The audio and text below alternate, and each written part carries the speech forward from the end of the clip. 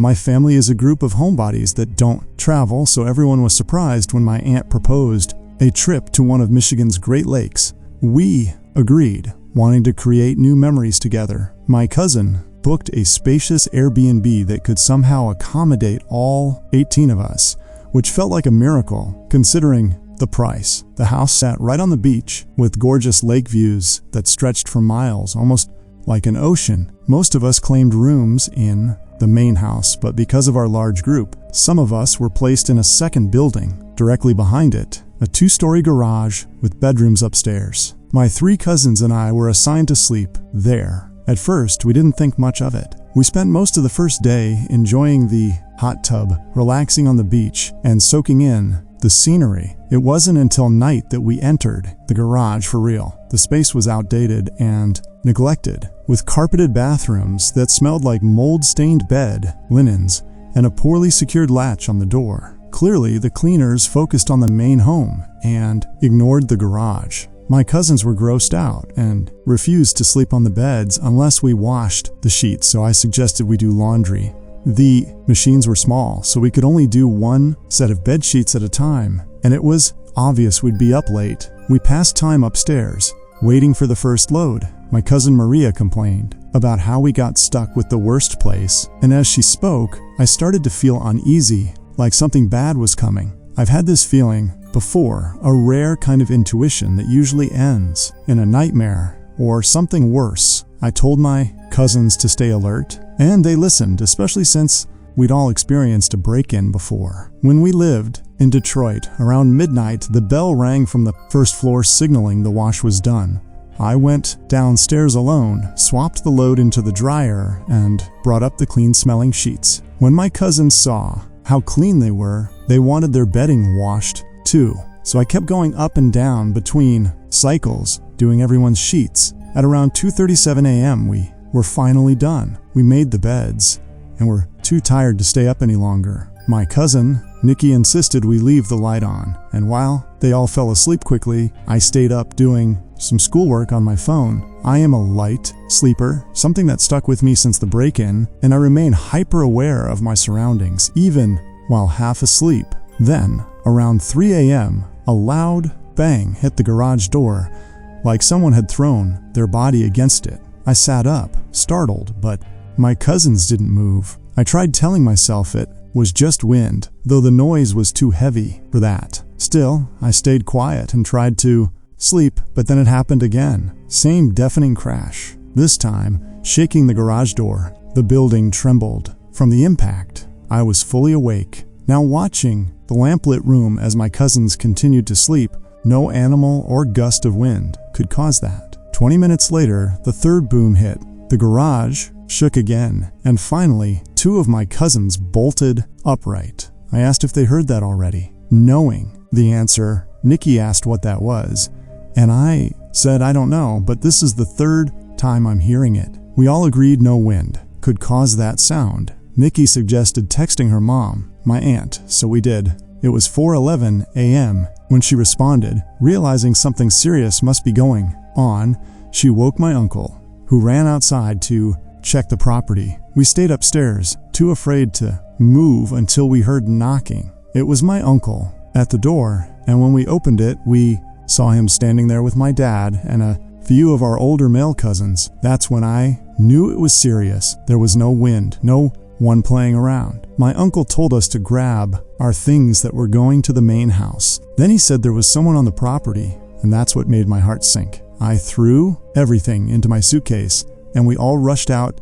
of the garage. Once inside the main house, most of the family woke up for the noise and commotion. We sat in the living room trying to piece it all together. I told them about the first 2 loud crashes, and my cousins confirmed the 3rd. My aunt explained that when my uncle went out to investigate, she followed him. He shouted "Hey" at someone standing behind the garage. The door to the main house slammed behind her right then, and there was no wind to explain it. She feared someone might have slipped into the house, so she ran to wake my dad and cousins. After searching, no one else was found inside. Then my uncle described what he saw. a man stood behind the garage, not hiding or moving, but staring like he wanted to be seen. When my uncle called out, the man didn't flinch. He simply walked away and vanished. Not into the darkness, but into thin air. The leaves on the ground didn't crunch, and there were footsteps left behind. My uncle's not someone who makes up stories either. He's a serious, logical man, which made everything scarier. My brothers added that they found 2 jester cards, one in the main house and one in the garage. The one in the garage was twisted and demonic looking. One cousin pointed out that jesters symbolize mockery, and loud sounds happened around 3 a.m., the so-called devil's hour. It was as if we were being taunted. My uncle had even checked for footprints, but saw only his and my cousins, not the man's. Another cousin drove down the road during the incident to try to spot someone fleeing, but found no one that day. No one returned to the garage. We squeezed into the main house on floors, couches, anywhere there was room. My mom gave up her bed so we could sleep more comfortably. On the second night, she slept on a couch by the large windows and woke around 4 a.m. to footsteps on the porch. She didn't dare open her eyes. She was afraid of seeing someone looking in, and she heard someone trying the basement door. It had a weak lock, and my brothers and male cousins were sleeping down there. The door rattled as someone tried to break in. My mom rushed to the basement, but by the time she reached the beachside entrance, no one was there, and all the boys were still fast asleep. That was our last night, though. We planned to stay until Tuesday. We left Monday instead.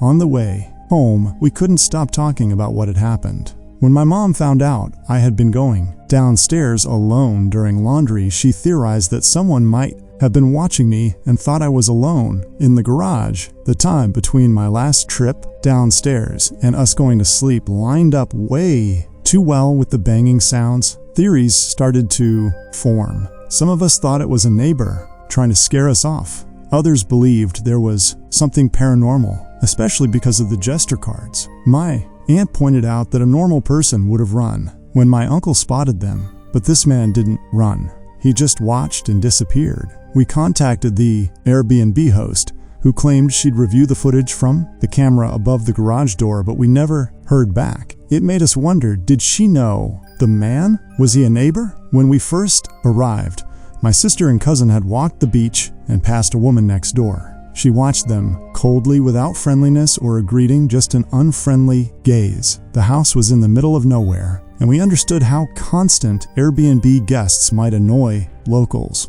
But we were respectful. We didn't deserve what happened. This was our first family trip, and hopefully not our last, even after everything we went through.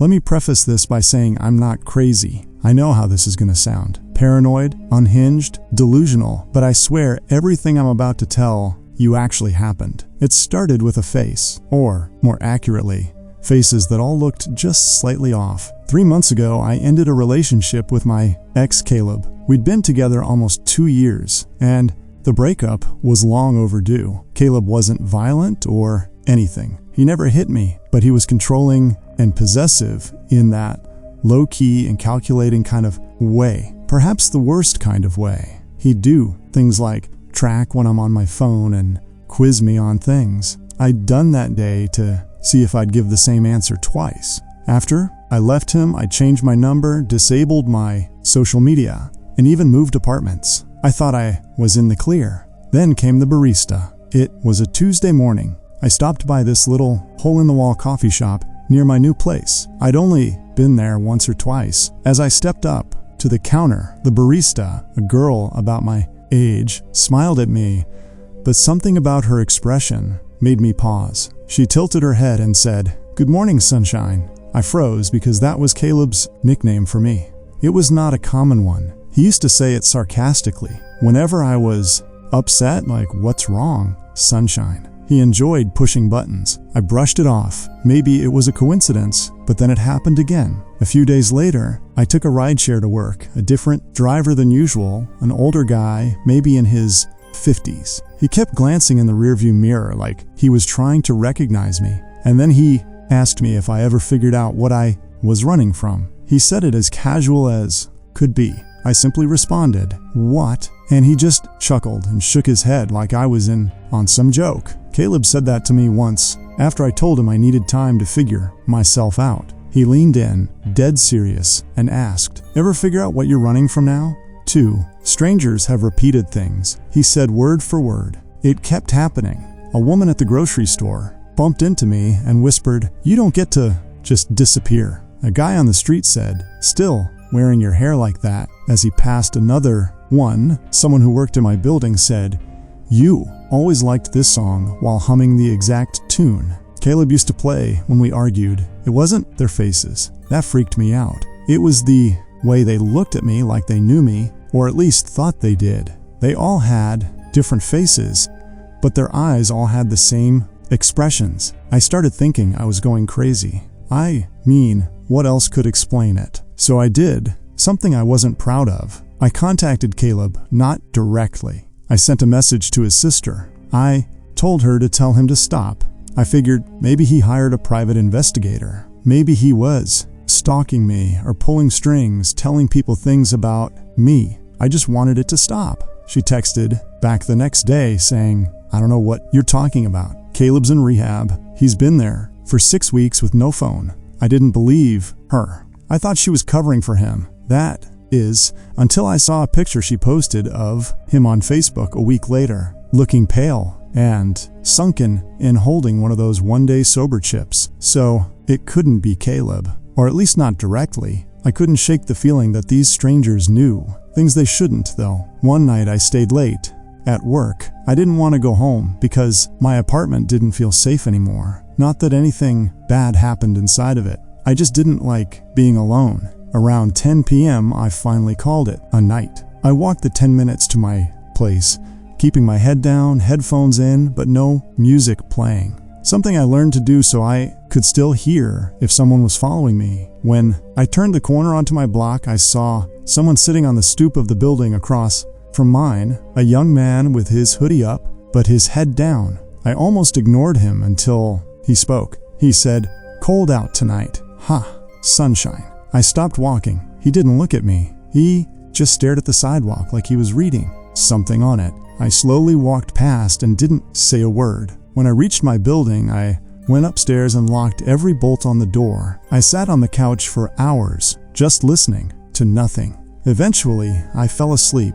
The next morning, I woke up to find my doormat flipped over. That might not sound like a big deal, but I live alone, and the door to my unit is on the top floor. You don't just accidentally walk by my place. The underside of my mat had something scribbled in pen. It said, "You can change your face too if you want, but I'll still recognize you." I didn't know what it meant, but I still threw up. That day, I booked a hotel for the weekend. I left my apartment without packing anything. I didn't feel safe even grabbing clothes. I just needed to be somewhere crowded.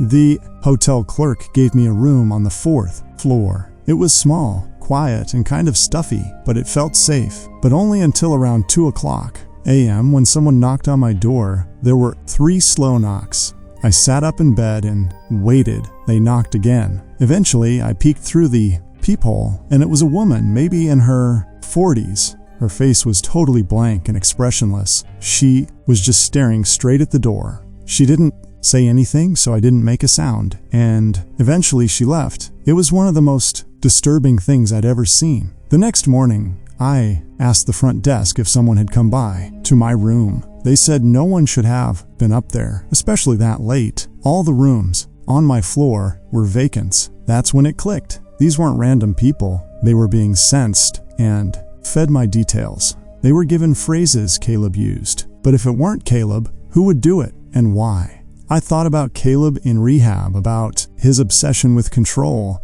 and making sure I was never fully gone. He didn't need to be the one knocking. He just needed to send others to do it. So I started digging, and there was one conversation I remembered from months before the breakup. Caleb talking about a forum. He was in a place where people shared tactics. He made it sound like it was for productivity or self-improvement. I don't remember the name of it. Honestly, I don't think he ever gave me the name. but in retrospect, it sounded like some creepy cultish roleplay crap, except it's happening to me for real. Someone, probably Caleb, had hired people to say his words and mimic his patterns so that even if he was out of my life, technically, I'd still be constantly reminded of him. He wasn't stalking in the traditional sense. He was psychological graffiti, like he was spraying himself onto strangers, so I could never be sure who I was looking at. I don't think it's about watching me, but rather about making sure I never stopped watching for him. I moved again and disappeared off social media. Again, I even dyed my hair. I told friends not to tell anyone where I was. It worked until last week.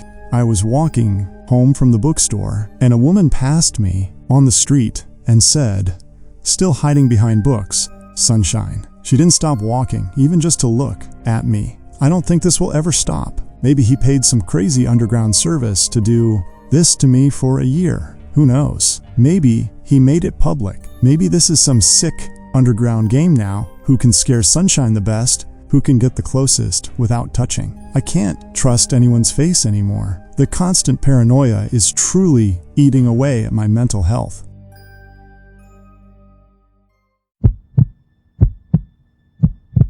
My girlfriend and I recently moved into our new house. It's honestly the home we've been dreaming of, the perfect fit for us. We have a cat named Bella, whom we rescued together, so everything felt perfect when we first moved in. The only downside at first was the house to our right. It looked abandoned as the owner had started renovating it, but never finished. The layout of the houses is such that on our right, there's a space for the entrance to our back garden, and next to that is the abandoned house's entrance to its back garden. There's no fence separating the two as the owner removed it to install a new one, but never completed the job, leaving both back gardens with open access. Behind the abandoned house is another property, separated by a fence from what we could see. Several young men lived there occasionally. When we returned home, we'd see them cutting through the neighbor's back garden to reach the front of the street. We didn't think much of it at first. Maybe they knew the owner and had permission. Fast forward to our first night in the new house. We were sitting in the back garden, enjoying the space, and looked up at the houses behind us, just out of curiosity. That's when we noticed a man staring blankly at us from a window. He wasn't hiding it. He made it very obvious. There was no expression on his face, and the room was dark, which made the whole thing even more unsettling. We assumed he was just curious about his new neighbors, but after half an hour of that blank stare, we decided to go inside. The next few days were normal.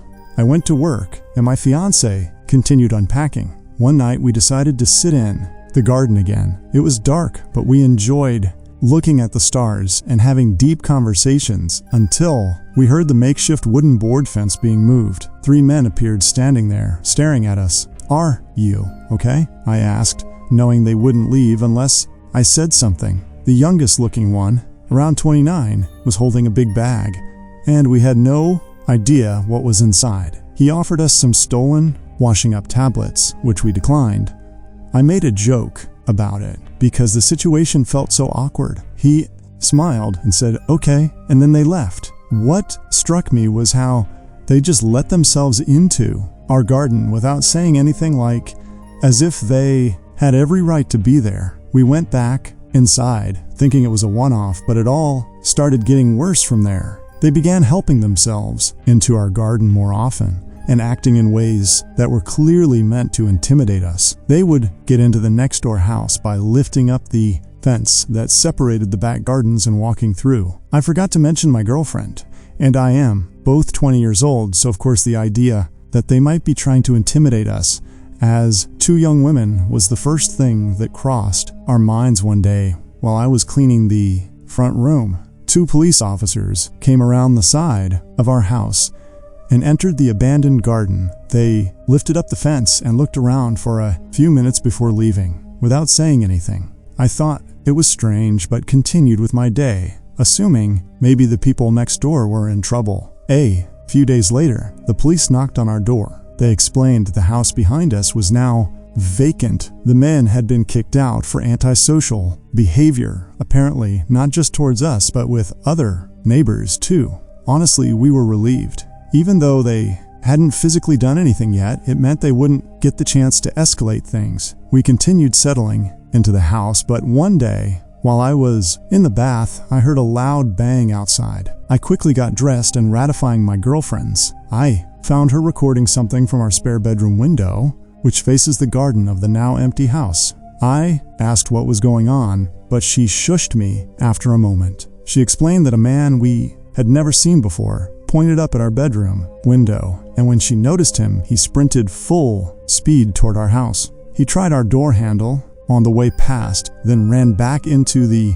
garden, threw the broken fence up, and started banging on all the windows of the empty house. We called the police immediately. They came, watched the video, took a statement, and left. We were shaken. Why would they try our door handle and then break into that house? What was he planning? A few nights later, while we were in bed, we heard whistling, the kind of whistle men used to harass women. It was 2:16 a.m. We listened quietly and then heard someone tapping on our window. Terrified, we checked the cameras, but for some reason, they didn't record anything. Whoever it was must have left shortly after, because the noises stopped. We were too scared to sleep. So the next day we went to my mom's and stayed the night. When we returned the following morning, we noticed our Ring doorbell had been removed and placed on the floor. The SD card was gone. Someone had clearly come back, and we knew who it was. Who else would do that? We called the police again, and they told us to keep all the doors and windows locked. The woman on the phone even said that the removal of the camera could be a sign that they were planning something, which terrified us even more, but at least she was honest. The whistling, banging, and attempts to re-enter the house continued for weeks. We made multiple police reports. They never tried our door again, so we hoped it was over. But 3 weeks later, while in bed watching funny clips from our camera, we checked the live feed. That's when we saw a man outside wearing a black mask, covering his mouth and nose with his hood up, standing in front of our garden with his arms spread wide like he was, imitating Jesus on the cross. He stared up at our bedroom window with his head tilted. We froze. At the time, we had moved the camera inside the house, so it didn't record. We were so shaken we didn't even think to screen the record. He then spoke, but we couldn't hear what he said. Then he turned around, walked to the opposite side of the street, and just stood there staring at our house for about 30 minutes. We called the police again. They said it wasn't illegal to stare at someone's property and dismissed the whole thing. Even when we told them what he did on our lawn, they made us feel like we were overreacting. We couldn't sleep for days. Any noise outside terrified us, even normal ones. Then one night at 2:52 a.m., we got a notification. I woke my girlfriend and said, "Someone's outside. I know it. Please check the camera." She did, and there they were, 2 masked men coming from the side of our house, shining flashlights into our windows. One of them, the same man who had been harassing us, was holding what looked like a crowbar. Why us? What was the point of this? For days on end, he would stand across the street, pointing, waving, or shouting things up at our window. Every time we looked, he would stare blankly at us. It was clearly meant to scare us, and it worked. We kept contacting the police, but they've done very little. The harassment continues, and we've got cameras now, and we record everything, but we feel powerless. Just earlier today, he stood outside again, staring up at us. We got it on video, and we're absolutely terrified, but we'll update if anything else happens.